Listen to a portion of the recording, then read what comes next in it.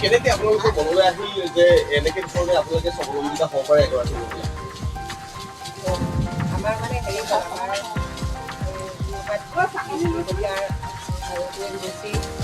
আৰু আমাৰ ফালৰ পৰা আমাৰ এটা ইয়াত প্ৰজেক্ট আহিলে।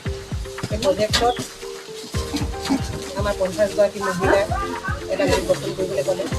তাৰপিছত 50গৰাকী মহিলা গঠন কৰাৰ পিছত আমি গোট গঠন কৰাৰ পিছত আমাৰ 10গৰাকী যোৰহাট আমাৰ কৃষি বিশ্ববিদ্যালয় কৃষি বিভাগ আমাৰ প্ৰশিক্ষণ হ'ল।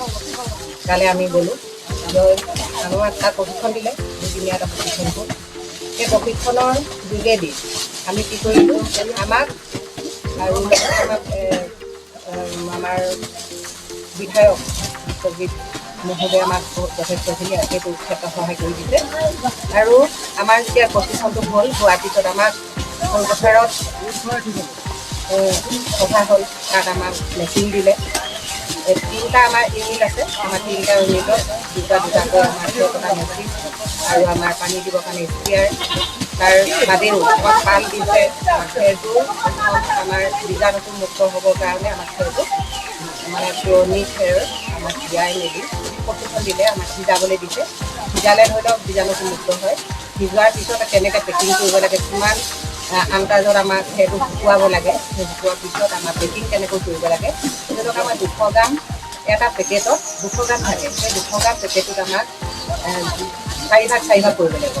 এটা চিলিণ্ডাৰ ধৰি লওক আমাৰ এইটো এই আলুৰ যিটো বস্তা, সেই আলুৰ বেগটোত আমাৰ 5 কেজি মানে খেৰ ভৰাব লাগে।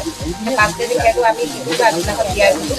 দিয়াৰ পিছত আমি আকৌ সিজালোঁ। সিজোৱাৰ পিছত তাত আমাৰ 500 মানে ধৰি লওক 5 কেজি আমাৰ 200 গ্ৰাম চূণ দিব লাগিব।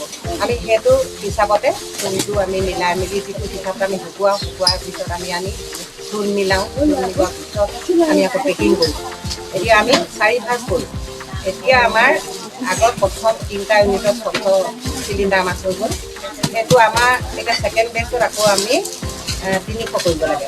সেই 300টোত আমাৰ কি কৰিলে, এতিয়া আকৌ এটা নতুন প্ৰজেক্ট আমাৰ মানে শিকালে যে তাত আমি কপাহ ভৰাব লাগিব।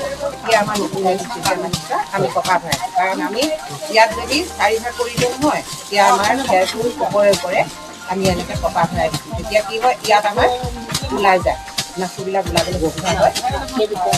আৰু এইটো যে কপাহটো যিটো আমাক মাখি নোসোমায়, আৰু আমাৰ মাখি নোসোমায় মানে তাত আমাৰ বীজাণু কৰিবৰ কাৰণে আমি কি কৰিব লাগিব, ধূনা দিব লাগিব। আৰু আমাৰ এইটো নিম পাত, যিটো মহানিম দিছে, সেই মহানিমৰ আমি তাত পানী দিব লাগিব।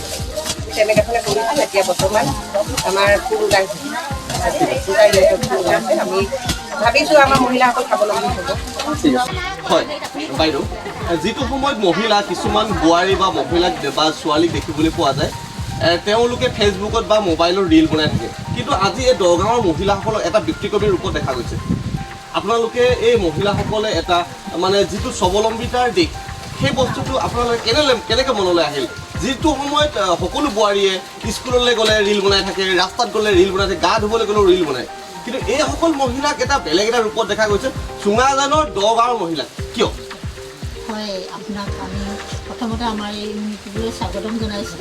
আচলতে খুব ধুনীয়া এটা প্ৰশ্ন কৰিছে, ভাল লাগিছে প্ৰশ্নটো শুনি।